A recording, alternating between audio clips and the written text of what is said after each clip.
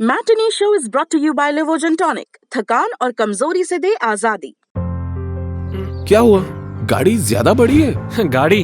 अरे काश मुझ में ये सोफा पुश करने की ताकत होती। थकान और कमजोरी खून में आयरन की कमी के लक्षण हैं। लीजिए लिवोजन टॉनिक। इसमें है ऑर्गेनिक आयरन और कई ऐसे तत्व जो दें कमजोरी से आजादी।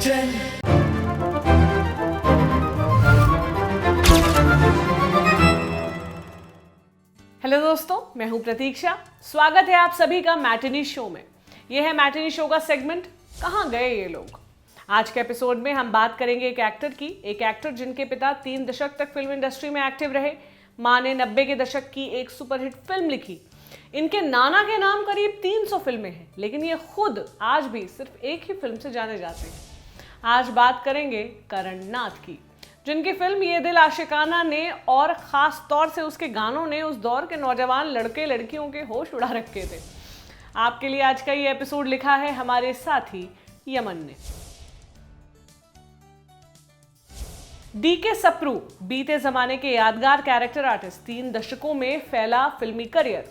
हर बड़े सुपरस्टार के साथ उन्होंने काम किया, फिर चाहे वो देव आनंद हो, अमिताभ बच्चन, राजेश खन्ना या धर्मेंद्र।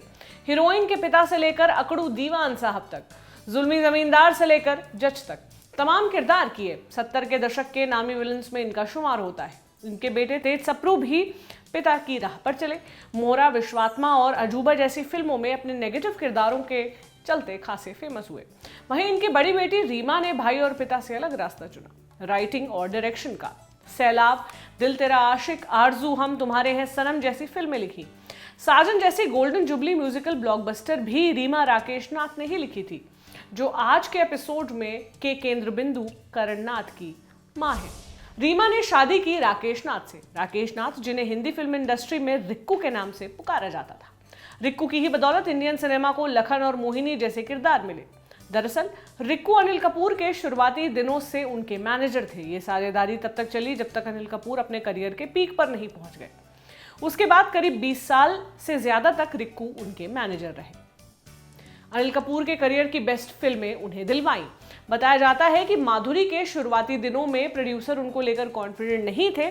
उस वक्त रिक्कू ने ही उन प्रोड्यूसर्स को कन्विंस किया, कहा कि इस नई लड़की पर भरोसा कीजिए, ये बहुत आगे जाएगी, और हुआ भी ठीक वैसा ही। अपने करियर में रिक्कू ने बीते जमाने की सलमा आगा से लेकर कंगना रनौत तक का काम मैनेज किया है। रिक्कू और रीमा के बेटे ही हैं करण। दुखद है कि बाकियों को स्टार बनाने वाले के बेटे का खुद का करियर खास नामलेवा नहीं रहा।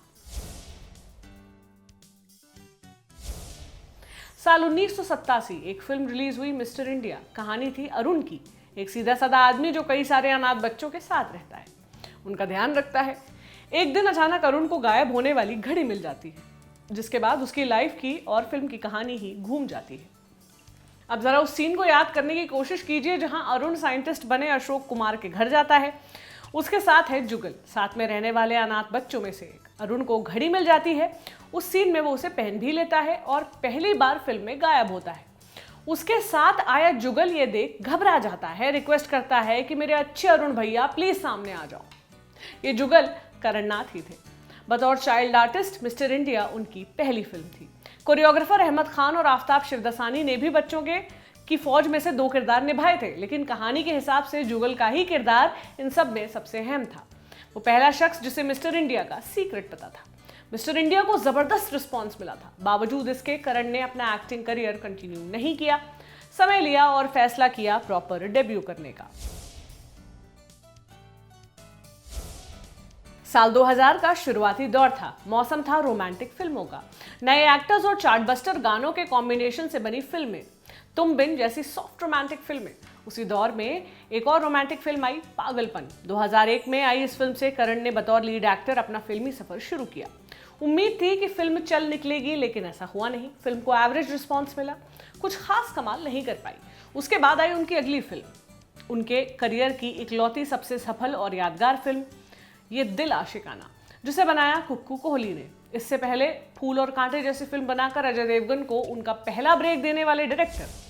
ये दिल आशिकाना 2002 में आई थी। अपने साल की पहली हिट फिल्म बनकर निकली। फिल्म में रोमांस, टेररिज्म, एक्शन, चार्टबस्टर गाने, सब कुछ था। जनता को खूब पसंद आई भी, इसलिए 3 करोड़ रुपए के बजट में बनी फिल्म बॉक्स ऑफिस पर कलेक्शन कर गई 20 करोड़ का। फिल्म की सक्सेस के पीछे एक अहम वजह इसका म्यूजिक भी था, बल्कि म्यूजिक ही था, ये कहना गलत नहीं होगा। म्यूजिक डायरेक्टर नदीम श्रवण का मधुर संगीत, 90 के दशक में जिस फिल्म पोस्टर पर इस जोड़ी का नाम होता, उसके गानों की कैसेट्स धड़ल्ले से बिकती थी। यूं तो दिल है आशिकाना 18 जनवरी 2002 को रिलीज हुई, लेकिन अपने म्यूजिक की बदौलत पहले ही तगड़ा बज़ क्रिएट कर चुकी थी।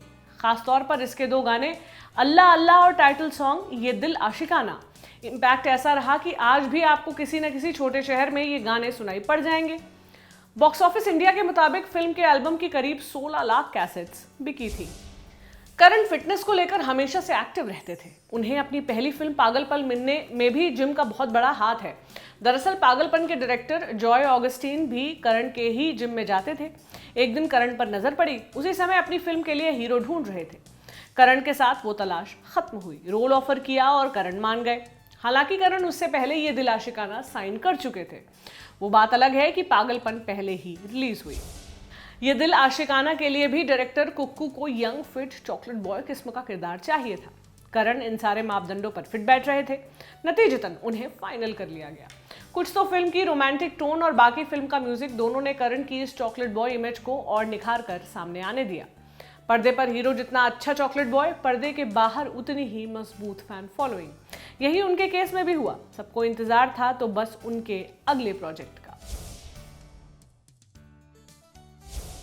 ये दिल आशिकाना के बाद प्रोड्यूसर्स करण के साथ काम करना चाहते थे, ऑफर्स आने लगे। उन्होंने अपनी अगली फिल्म साइन की। 2003 में आई एक हॉरर थ्रिलर।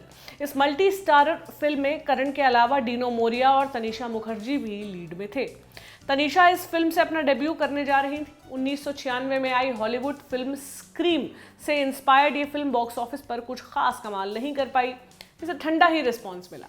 हालांकि करण को यहाँ अपनी परफॉर्मेंस के लिए स्टारडस्ट अवार्ड में नॉमिनेशन जरूर मिला।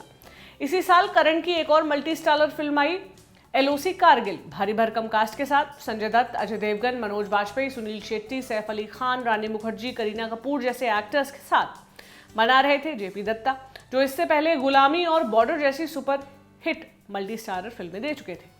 हालांकि 1999 के कारगिल युद्ध पर बनी ये फिल्म बॉर्डर की तरह थिएटर नहीं भर पाई। ऑडियंस और क्रिटिक्स दोनों तरफ से मिक्स्ड रिस्पांस मिला। इतनी बड़ी कास्ट होने की वजह से करण का नाम भी कुछ ज्यादा नोटिस में नहीं आया। अगली फिल्म ठीक 1 साल बाद आई। लगा था कि जनता फिल्म को अपना लेगी, लेकिन ऐसा हुआ नहीं। फिल्म थी तुम अ डेंजरस ऑब्सेशन। के बाद ये करण की दूसरी थ्रिलर फिल्म थी। साथ में मनीषा कोइराला और रजत कपूर भी थे, लेकिन ऐसे कलाकार भी फिल्म की कमजोर कहानी को नहीं बचा सके। फिल्म बॉक्स ऑफिस पर बुरी तरह फ्लॉप रही। लगातार हिस्से आई इतनी फ्लॉप्स ने जैसे करण की हिम्मत तोड़ दी। दूसरी ओर लोग उनके साथ फिल्में करने में झिझकने लगे। ये दिल आशिकाना की कामयाबी की यादें अब सबके दिमाग में धुंधली हो गई थी। नतीजा ये हुआ कि करण को काम मिलना बंद हो गया। करीब 5 साल तक ऐसे ही हालात रहे।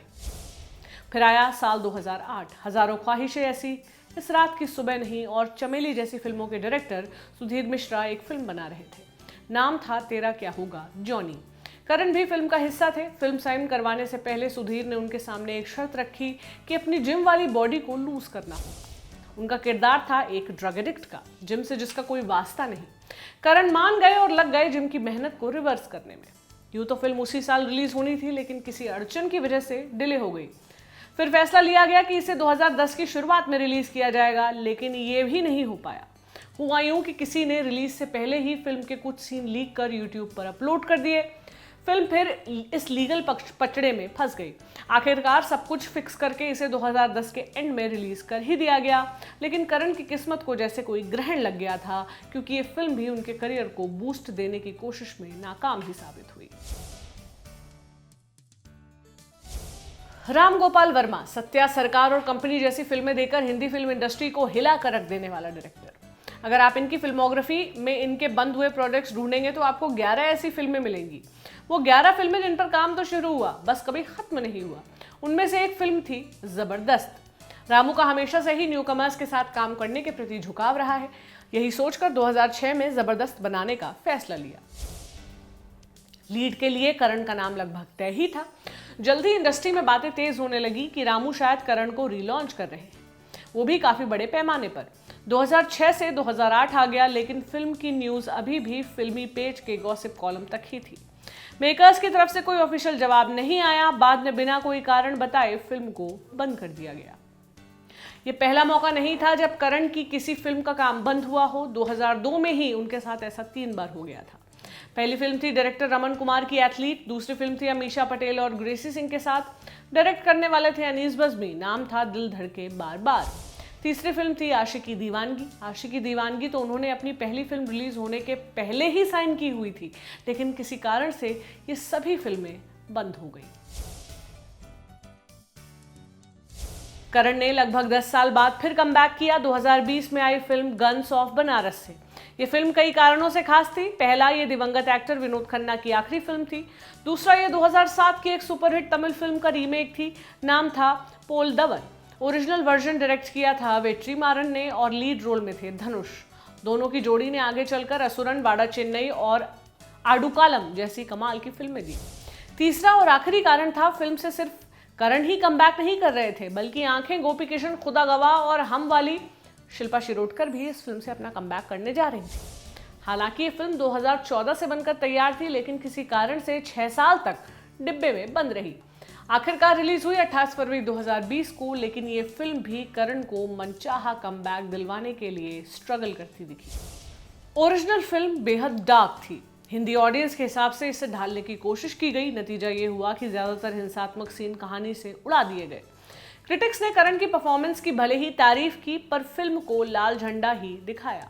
इसके बाद करण का अगला प्रोजेक्ट क्या है, इसके बारे में कोई जानकारी नहीं है। उम्मीद है करण की तीसरी पारी दर्शकों को जल्द ही देखने को मिलेगी।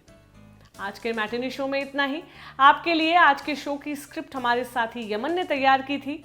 आपको ये एपिसोड कैसा लगा ये जरूर बताइए और देखते रहिए लल्लन टॉप। मुलाकात होगी मैटिनी शो के अगले एपिसोड में। शुक्रिया। अब रोज दोपहर 12 बजे लल्लन टॉप लाएगा मैटिनी शो, सिनेमा का कंप्लीट शो, जहां सनसनी नहीं सेंस होगा। सोमवार बॉलीवुड किस्से, फिल्म और फिल्म वालों की दिलचस्प कहानियां। मंगलवार लल्लन टॉप अड्डा, चौचक बैठ की हेडलाइंस बनाने वाले हीरो हीरोइन डायरेक्टर के साथ। बुधवार कहां गए ये लोग जो कभी स्टार थे, अब लगता है कि गुमनाम है, उनकी खोज खबर। गुरुवार Bharat talkies, best of regional cinema, क्योंकि हिंदी के बाहर भी जाबड़ फिल्में बनती हैं। शुक्रवार स्पॉटलाइट, हफ्ते की सबसे बड़ी सिनेमा न्यूज के हर एंगल पर फोकस। शनिवार को होगा बर्गर, फिल्मों के महारथियों से तसल्ली से लंबी बात, सुकून और समझ के साथ। और रविवार को होगी सिने वेला, वेला यानी कि पीरियड, कक्षा, क्लास। ये क्लास लेंगे लल्लन टॉप के सिनेमा एडिटर गजेंद्र। क्लासिक फिल्मों और सिनेमा पर, इसके हर पहलू पर विस्तार से बात होगी। तो रोजाना दोपहर 12 बजे देखिए लल्लन टॉप का मैटिनी शो।